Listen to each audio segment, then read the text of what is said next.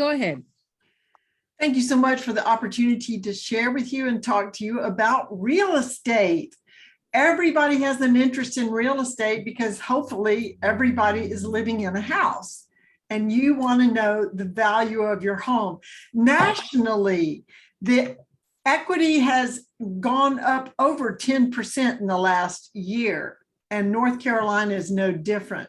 How many of you have moved in the last 3 years? If you can raise your hand or raise your digital hand. Yes, you've moved. Okay. How many of you are thinking about moving and you don't know if you're going to move or not? Thinking about moving. Some of the reasons that the housing market is interesting right now, some people say it's crazy. I like to say it's fascinating, is because there are no houses to move to. And we have a very low inventory. So if someone's thinking about selling a house, part of it is, but if I sell it, where am I going to go? So they don't put their house on the market. So there's not a house on the market. And it's a vicious cycle. It's a great time if you have an investment property and you don't have to worry about moving somewhere. But there are also ways to find a house, especially if a good real estate agent that will go knock on doors in the neighborhood you want to move to. Hey, would you like to sell your house? I've got somebody who wants to buy it. There are strategies. So how is the market in Goldsboro? Now, I work in the Research Triangle, but in Goldsboro, I looked up some statistics. Our multiple listing service does list homes in Goldsboro with no other criteria besides a house that's in Goldsboro.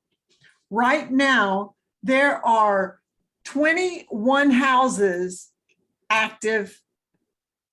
2 are coming soon, which means you can't buy them yet, but you can know they're coming, like a movie preview.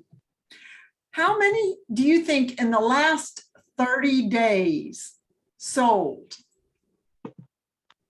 In the last 30 days in Goldsboro? 15, 20, 25. Very close. 19 actually closed in the last 30 days. So that sounds almost even. But how many are in the wings getting ready to close? It's called pending. 50. I'd say 50. 34. So when you take 20 that are available to look at and 50, almost 60, then you see where there's an imbalance, Sure, right? Sure. So do you think that people should pay what the list price is? How many of you bought a house when you were looking at the list price and you thought, okay, I'm going to come in and I'm going to offer less than what they're asking, but it'll be a pretty good offer? Sure. Does anybody ever do that? Sure. Yeah. Yeah. Okay. Do you think that works now? No, I understand it doesn't work now. No, it doesn't, because people are offering 20% more than the asking price. Or they're offering. Yes, they are. I got a slide to show you if I can get it to work. The 26.8% in July 2020, there were homes that sold for over listing price. In June 2021, 50% of the homes listed went for over asking. And in July, it was 49.6. So what I tell people is the list price, you should consider it the opening bid. But that won't guarantee you necessarily that you'll get the house. You are. That's right. So when I'm talking to sellers, my strategy is don't think you can price it high and go low, because it's like this pyramid, and in the middle of it, you want to maybe do, well, if I started here and I'd come down, but I'm not going below there.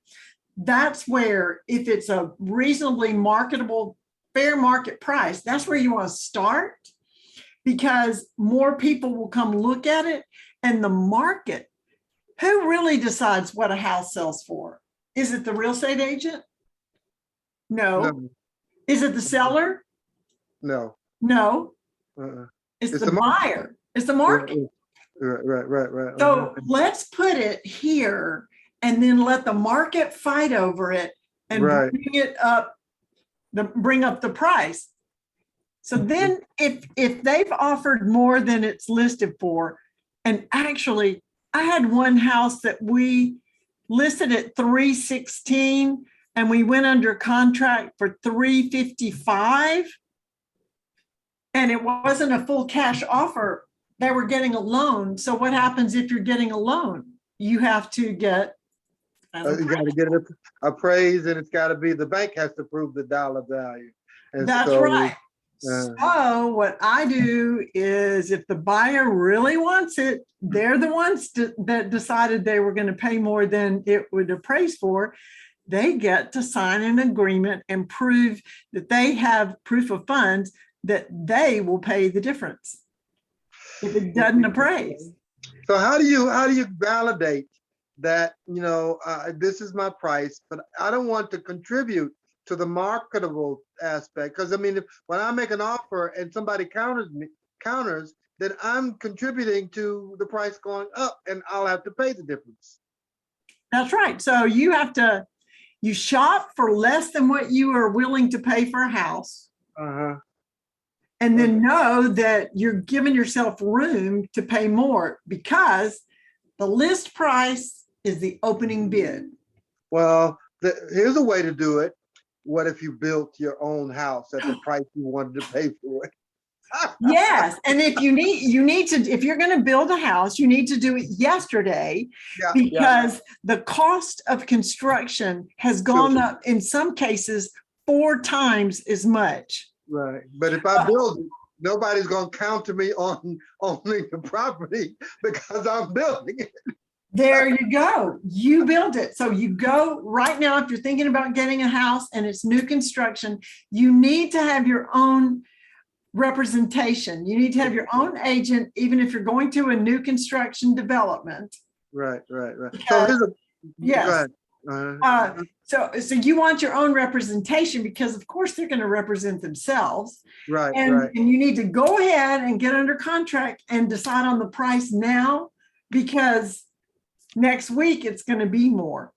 A sheet of 1/4-inch plywood, I think was like $7.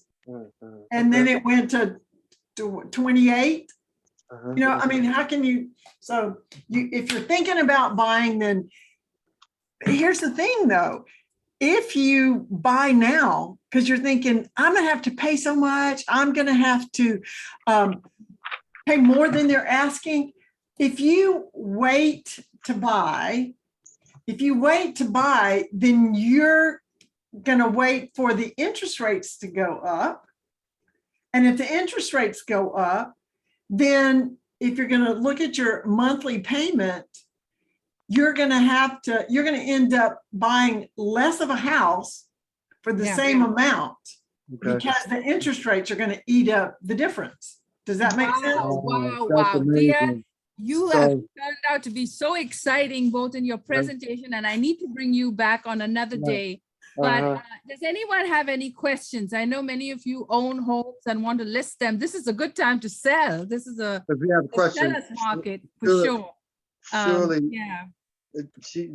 Dee's had some great insight and information. I'm so thankful for her sharing with us. Dear, I understand these are interesting challenges today, and you present some alternative solutions, and I thank you for that. And wow, we could spend the whole afternoon on your segment, and we'll have to come back to you for that.